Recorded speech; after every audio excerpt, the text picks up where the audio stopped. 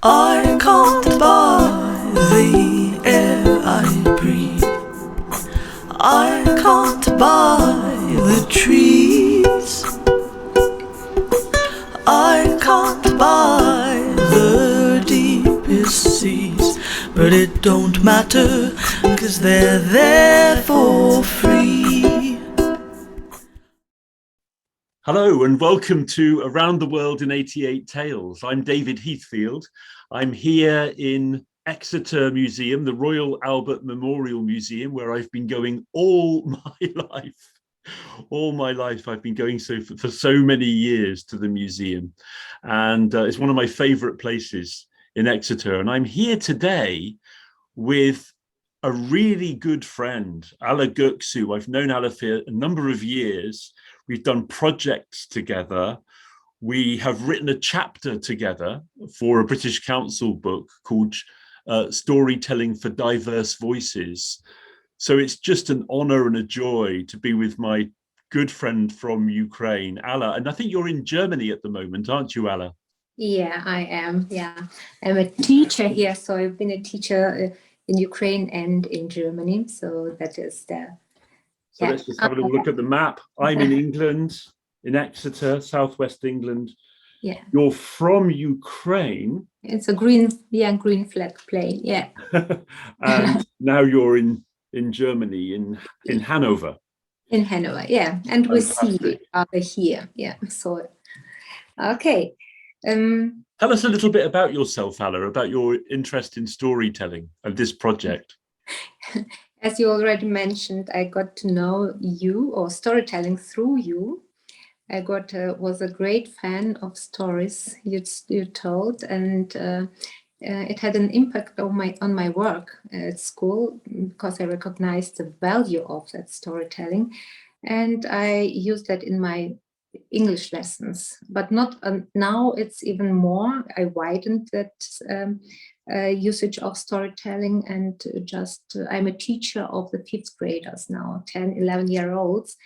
And the main idea or the main point of my work is to make them to a good community, to create a learning surrounding where the children feel comfortable themselves. They had to learn each other first, and that is the best way to open them toward each other, to get to know through stories. So that's right. And you work a lot with students who come from diverse heritages and storytelling for bringing people together and respecting each other's heritages and identities. Yes, that's the main point, because they come from, have got different backgrounds, and they are so excited to compare the stories they're told at different homes. Yeah. And that's at the heart of this project, sharing stories across cultures.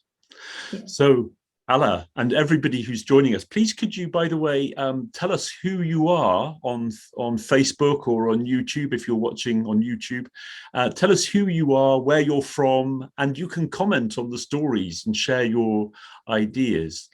I'm excited today because this project is not only for me about meeting people and learning stories, but it's also I'm learning stories about the museum objects. And although I've been going to the museum all my life, I'd never really noticed one of the most incredible objects in the museum, which is this Exeter Puzzle Jug. It's a really original piece from the museum.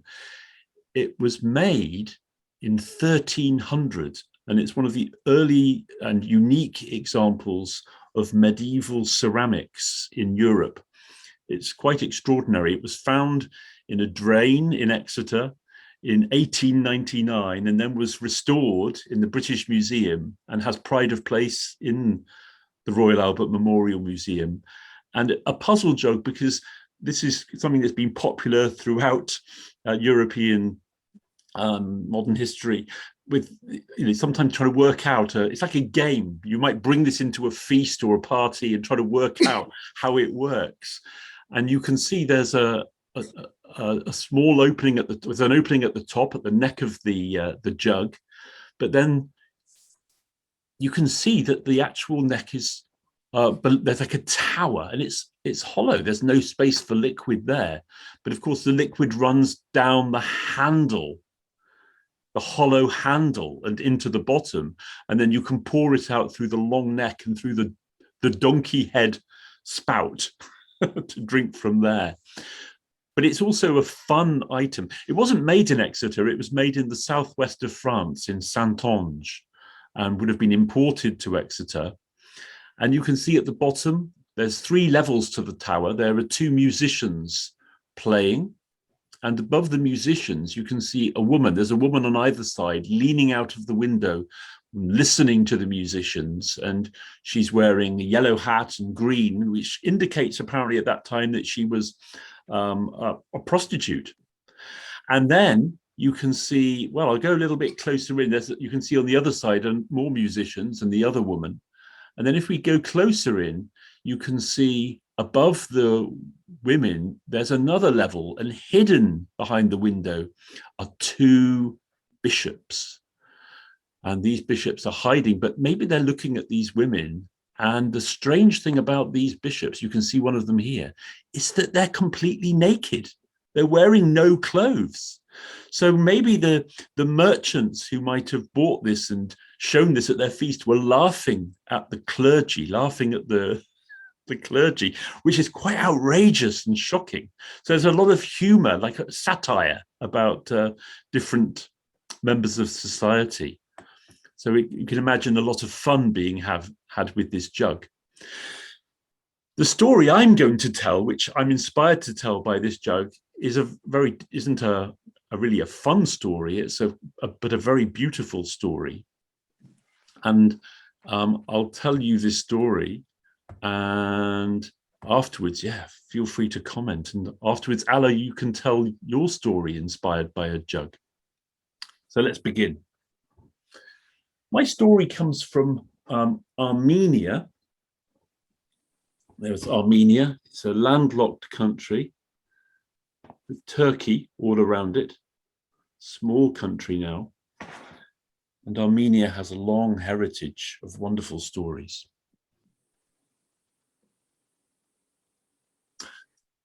There was once a prince, Prince Vachigan, and Prince Vachigan rode with his trusted friend and servant Nazar. They were hunting on horseback. And at the end of a long, hot day of hunting, they came to a well where young women were bringing jugs of water to their homes. And Vachigan asked a woman for a jug of water, and she began to pass him the jug full of cold water when another young woman took the jug and poured the water onto the ground. Vachigan wondered what was going on. She filled the jug again, but again, looking at Vachigan, the young woman emptied the water onto the ground. She filled the jug again and again and again. 6 times she emptied the jug of water onto the ground. And finally, the 7th jug full of water she passed to the prince. Well, he drank it thirstily and then passed it to his servant, Nazar. Why didn't you give me the first jug of water? I saw that you were hot and thirsty. The water is cold. If you had drunk it, that first jug, it would have harmed you. You have had time now to cool down. Now you are ready to drink the water. Vachigan was amazed at the wisdom of this young woman. What is your name? I will tell me my name if you tell me yours. I am Anait, the daughter of Aaron the shepherd. You will find out my name, said Vachigan. And he rode back home, but he couldn't forget this young, wise woman. And he told his father and mother, the king and queen, I will marry the shepherd's daughter. What? But they could not dissuade him. So he told his servant Nazar to go back and to bring her to the castle. Well, Nazar went and found Aaron the shepherd. The prince wants to marry your daughter. My daughter chooses her own husband, said Aaron. So when Nazar found Anait, she was teaching the people of the land how to read and how to write. I will only marry Prince Vachigan, that is who I met, if he has a craft. What? Said Nazar. When Nazar came back to the castle, he told the king and the queen and Vachigan. The king and the queen said, this is impossible. He's a prince. He needs no craft. His task is to rule the land after I am dead. But Vachigan wanted to marry Anait. So he began to learn to weave. He learned to weave beautiful golden cloth. And after a year of learning, he produced the most magnificent, splendid, highly decorated golden cloth. It was so fine. And Nazar brought it to Anait, and Anait came to the castle. And there was a wedding that lasted 7 days and 7 nights. There was great celebration. Well, all was well. The people loved Anait because she taught the people of the city how to read and write, not just one language, but many languages, and her husband learned as well. The king and the queen grew old and died, and now King Vachigan and Queen Anait, and they were loved by all. One day the servant and friend Nazar disappeared, just vanished. Nobody saw him. After some time, Anait said, husband, disguise yourself as an ordinary citizen. Go across the land. Find out what is going on. Find Nazar. I trust you, wife, to rule as regent in my absence. So Vachigan put on ordinary citizen's clothing and rode away.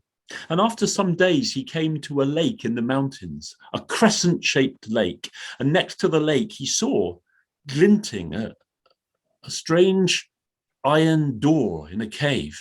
But suddenly from that cave came a band of robbers, and they seized Vachigan. They forced him into the cave. They closed the iron door. All was darkness. Now you are our prisoner. You must work. What is your craft? If you have no craft, you will be killed. Vachigan thought quickly. I do have a craft. I can weave golden cloth of such beauty. If you can, you may live, but if not, you will be killed. Golden thread was brought. There in the cave, Vachigan found his friend and servant Nazar, and Nazar told him about all of the people working there in the darkness. They did not know day from night. They worked and worked. They were like ghosts in the darkness. They were hungry. They were treated so cruelly by the robbers. Vachigan worked hard and finally produced a cloth of beautiful gold with fine symbols and decorations. The chief robber came. This is fine work. You can get a best price, said Vachigan. If you go to good Queen Anait, she will tell you how much it is worth. It is worth so much. Well, the robber was greedy. And he left with that golden cloth, and he traveled to the capital. He came to the castle, to Queen Anait, and showed her the golden cloth, but she didn't look at the cloth. She looked at him. Where did you get this? I brought it, and it is worth so much, more than you can imagine. I asked you, how much will you give me? No, I asked, where did you get this? I got it from a merchant from India. So you did not meet the maker, she said. If you did not meet the maker of this, then how do you know what it's worth? And now finally she looked at the golden cloth, and she looked at the symbols that had been woven into it, and she recognized them. These were symbols from a language that she had learned, that she had taught to her husband, Vachigan. I read these symbols, and she understands. She saw in those symbols words that spoke to her of a crescent-shaped lake and an iron door in a cave and of imprisonment. And she knew this was a message. Take this robber, put him in a dungeon. And she said to her people, arm yourselves, bring your tools. And the next morning they rode away, and she, Anait, was in armor from head to foot. They traveled and they found that crescent-shaped lake. And beside the lake, she saw shining that iron door hidden by undergrowth in the side of the mountain. She tried to force the door, but saw that it was too strong. But she said to the people, bring the tools that I asked you to bring. And they started chipping away at the stone and the rock around the iron door until finally holes appeared and the whole door could be removed. And out from that darkness came ghostly figures of men that had not seen the light for months or even years. And among them there was her husband, King Vachigan, and Nazar. They were saved. And Nazar said to Queen Anait, it is because you said that my master had to learn a craft that we are saved. And King Vachigan said, no, Nazar, we are saved. We were saved on the day when Anait refused to give me cold water in that first jug.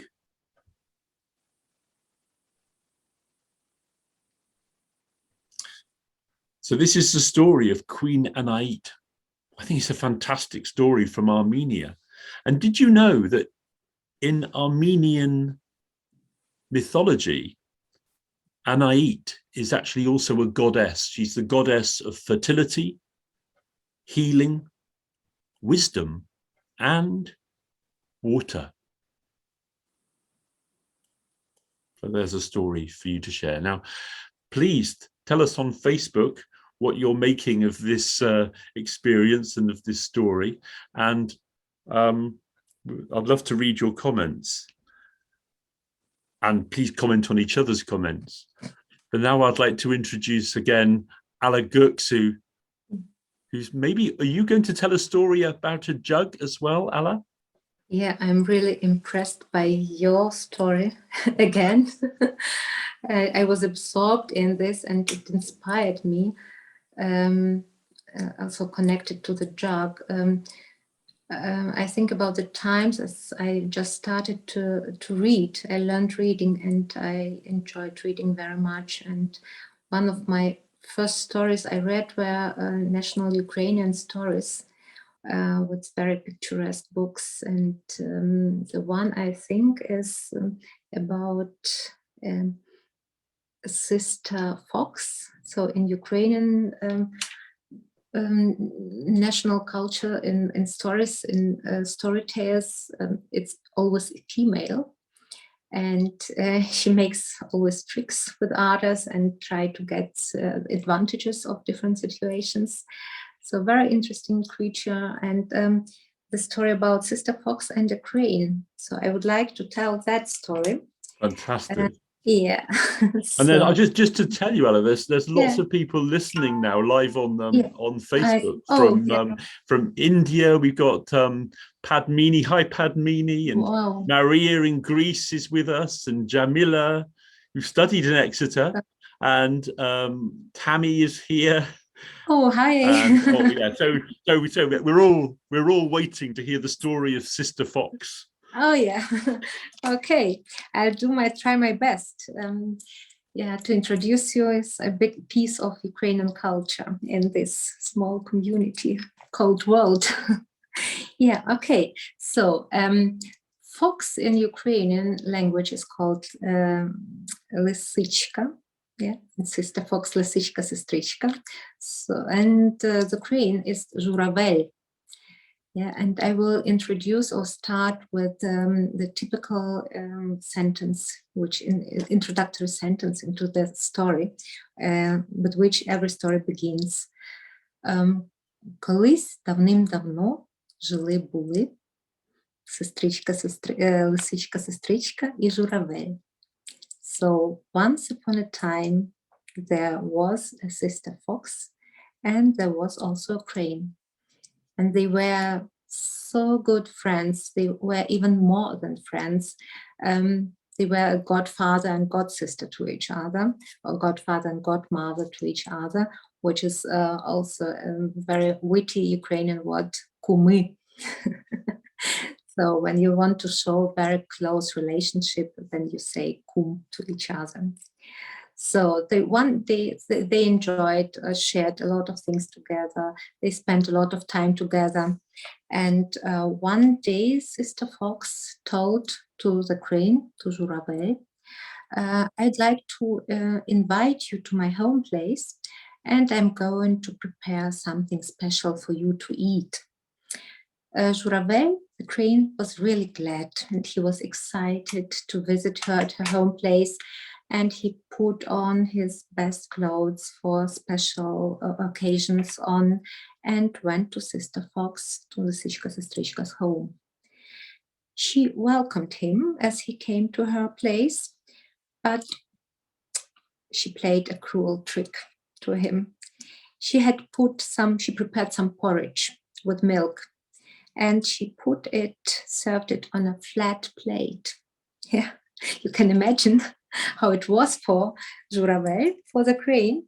He put his bill to the plate and pecked with his bill at the plate. But it was impossible for him to get any kind of food out from the plate. He couldn't get any of the porridge. Sister Fox was really glad the plan went out, so she laughed, and she licked all of the porridge from this plate and had plenty to eat for herself. Crane talked to her in the end of this evening. Лисичко, сестричко, дякую тобі за твою гостинність. So thank you very much, Sister Fox, for your hospitality. Now I want to pay it back to you. It's my turn to prepare a good, delicious meal for you. I want to invite you to my place.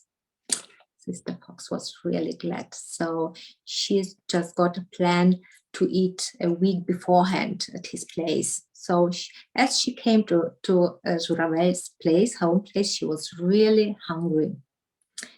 She put on her best red and white Ukrainian dresses, a lot of ribbons in her fur, flowers behind the ear.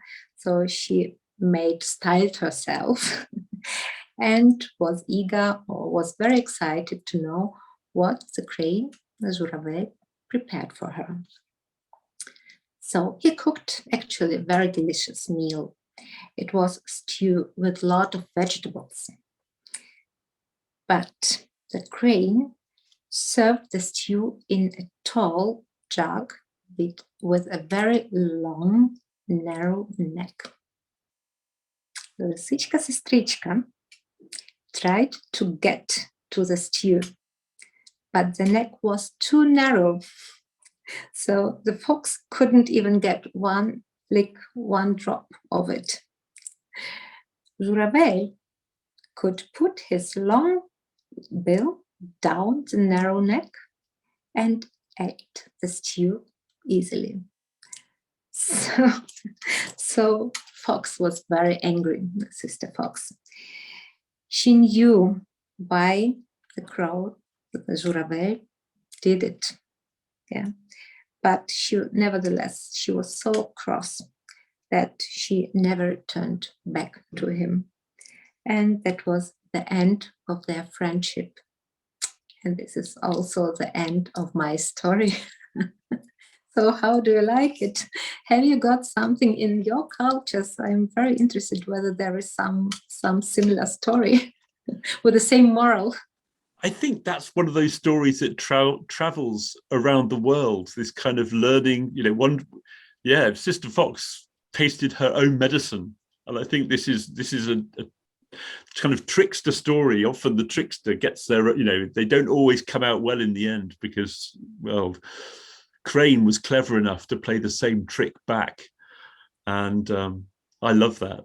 So yeah. I've heard that story in different versions, but I love the details from your culture of the flowers in the fox's hair and the clothes, and Sister Fox glamorizing herself, ready for a tasty meal. And somehow your story fits so beautifully with this puzzle jug, because there's a kind of trick in the jug as well, where the liquid has to go down the hollow neck. And there's a trick in your story, and the length of the neck. I thought it matches as well. That's why I was inspired by that jug. Yeah. It matches perfectly. Yeah. Alla, what you're doing with storytelling is very inspiring, and bringing stories from many heritages. I'm so happy that you can be part of Around the World in 88 Tales. Yeah, I'm glad that I am part of this project, new project of you, and you inspired me to do that so far. So thank you for the invitation. Yeah, I'll just tell you that Maria Papanikolaou, who shared a story last week as part of this project in Greece, also knows the story as an Aesop's fable, but she says, wow, how the stories travel, and she puts lots of love. She really loved hearing your story. And Tammy says, such a great story. I really enjoyed the cultural influences, beautifully told. And Padmini in the south of India, it's also a common moral story across the globe. I wonder how these stories traveled in different countries, making such wonderful learning. So, you know, we're in Ukraine, but we're also global at the same time, and that's so much beauty. Stories open the doors. Yeah, they open the doors. Yeah. Wow, Alla, thank you so much. Thank you. Yes, enjoy. We'll speak again very soon. Goodbye. Bye. The trees, I can't buy the deepest seas, but it don't matter, 'cause they're there for free.